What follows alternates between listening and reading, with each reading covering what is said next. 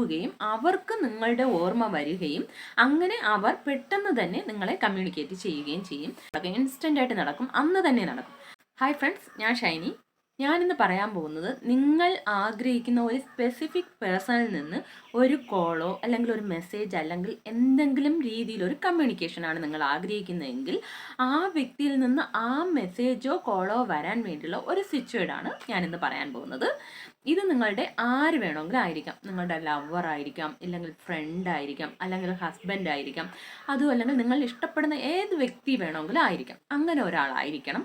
പക്ഷെ അവർക്ക് നിങ്ങളെ അറിയണം, നിങ്ങൾക്കും അവരെ അറിയണം. എന്തെങ്കിലും ഒരു കണക്ഷൻ നിങ്ങളുമായിട്ട് അവർക്കിരിക്കണം.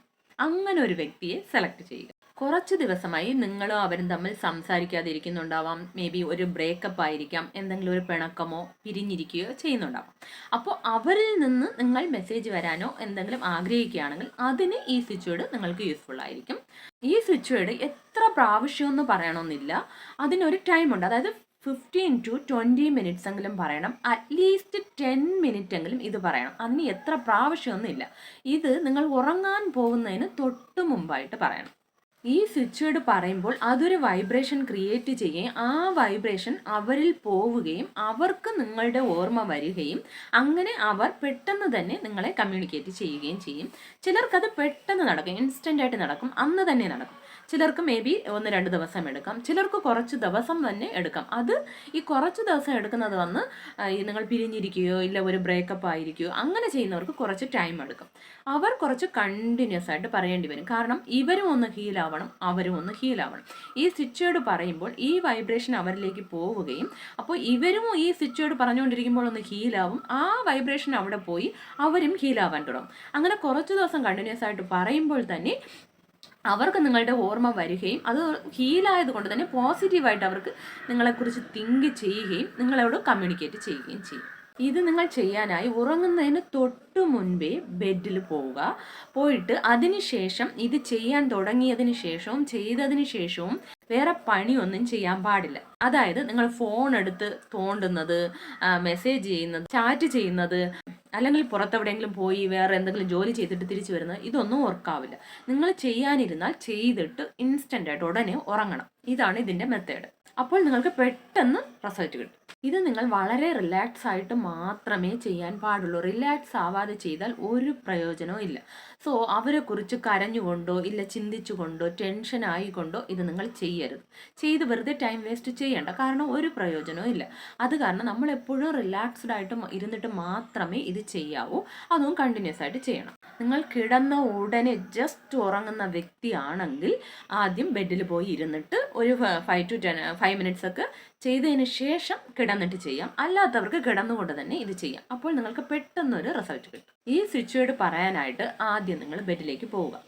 എല്ലാ ജോലിയും തീർത്തിട്ട് ബെഡിൽ പോവുക. അതിനുശേഷം നിങ്ങളൊന്ന് ശാന്തമാവുക. അതിനായിട്ട് നിങ്ങളൊരു ബ്രീത്ത് ഇൻ ബ്രീത്ത് ഔട്ട് ചെയ്യുക. ഇത് ഒരു 10 പ്രാവശ്യമെങ്കിലും ഒരു ബ്രീത്ത് ഇൻ ബ്രീത്ത് ഔട്ട് ചെയ്യണം. എന്നാൽ മാത്രമേ നമ്മൾ നന്നായിട്ട് റിലാക്സ്ഡ് ആവണം. കാരണം നമ്മൾ ആ നന്നായിട്ട് റിലാക്സ്ഡ് ആവുമ്പോൾ നമ്മൾ സബ് കോൺഷ്യസ് മൈൻഡിൽ പോകും, ഒരു ആൽഫ സ്റ്റേജിലെത്തും. അപ്പോൾ മാത്രമേ നമുക്കിത് വർക്കാവുകയുള്ളൂ.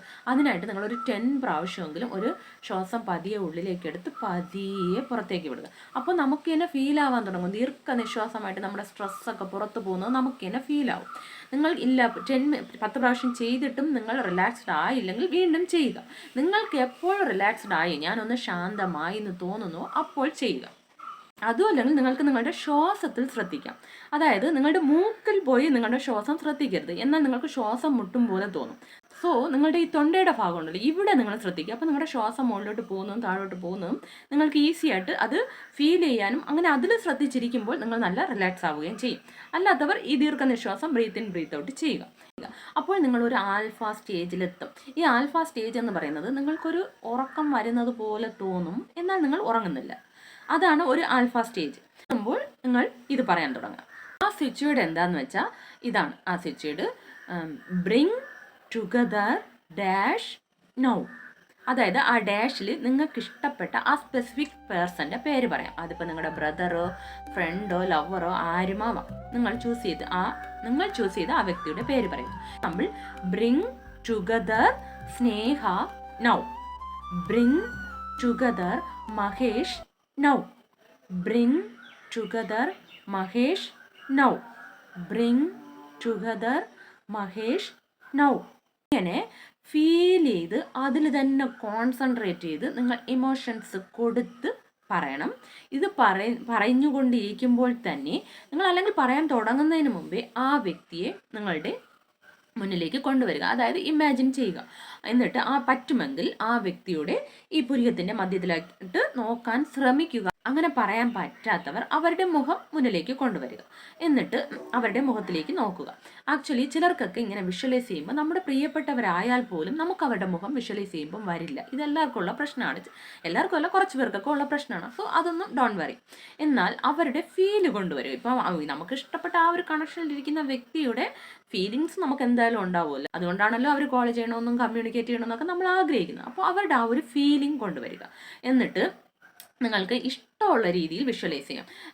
എക്സാമ്പിൾ, നിങ്ങൾക്ക് ഇപ്പം അവരുടെ കൈകളിൽ നിങ്ങൾ സ്നേഹത്തോടെ പിടിച്ചിരിക്കുന്നതായിട്ട് വേണമെങ്കിൽ വിഷ്വലൈസ് ചെയ്യാം.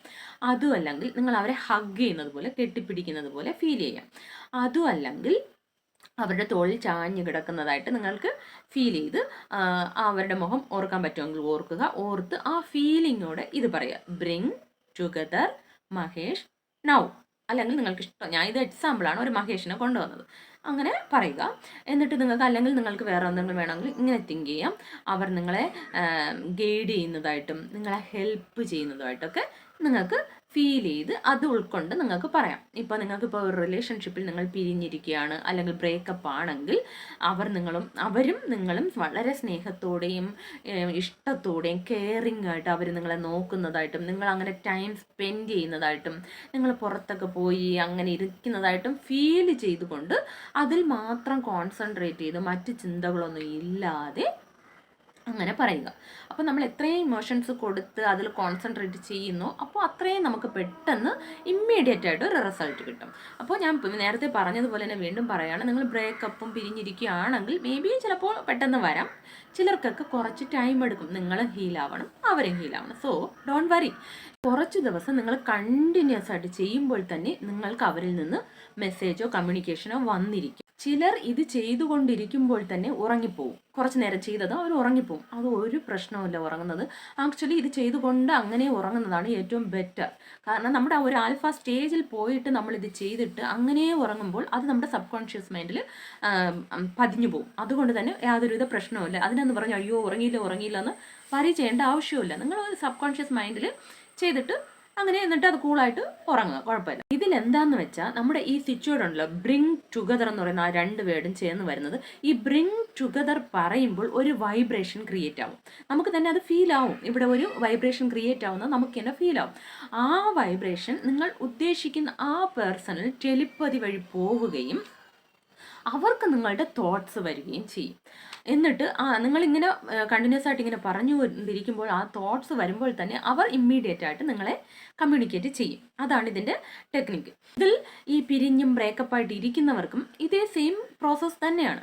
ആക്ച്വലി നിങ്ങൾക്കിടയിൽ പ്രശ്നമായതുകൊണ്ട് തന്നെ അവർക്കിടയിൽ ഈ വൈബ്രേഷൻ പോവുകയും അവർക്ക് നിങ്ങളുടെ തോട്ട്സ് വരികയും പിന്നെ അത് ഡെയിലി ചെയ്യുമ്പോൾ അവർ അതിൽ നിന്ന് ഹീലാവുകയും ആ ഹീലിംഗ് വരുമ്പോൾ തന്നെ നിങ്ങളോട് അവർക്കൊരു പോസിറ്റീവ് അപ്രോച്ച് ഉണ്ടാവുകയും അങ്ങനെ അവർ നിങ്ങളെ കമ്മ്യൂണിക്കേറ്റ് ചെയ്യുകയും ചെയ്യും. പ്രധാന കാര്യം എന്ന് പറയുന്നത് നിങ്ങൾ വളരെ കൂളായിട്ട് റിലാക്സ്ഡ് ആയിട്ട് ചെയ്യണം. ഫീൽ ചെയ്ത് അവരെക്കുറിച്ച് ദുഃഖിച്ചുകൊണ്ട് ചെയ്യരുത്. നിങ്ങൾക്ക് ഒരു റിസൾട്ടും കിട്ടില്ല. നിങ്ങൾ വളരെ റിലാക്സ്ഡ് ആയിട്ട് ഇങ്ങനെ ചെയ്യുമ്പോൾ പെട്ടെന്ന് തന്നെ നിങ്ങൾക്കൊരു റിസൾട്ട് കിട്ടും. പിന്നെ ഇത് ചെയ്തിട്ട് ഇന്ന് ഞാൻ ചെയ്തു, ഇന്ന് രാത്രി വിളിച്ചില്ല, ഇല്ലെങ്കിൽ നാളെ വിളിച്ചില്ല, ഇങ്ങനെ നിങ്ങൾ എക്സ്പെക്ട് ചെയ്തിരിക്കരുത്. അപ്പോൾ നിങ്ങൾ എക്സ്പെക്ട് ചെയ്തിരിക്കുന്ന ഒരു മെസ്സേജാണ് അവർക്ക് പോകുന്നത്. സോ അതിനെ കൂളായിട്ട് വിടുക.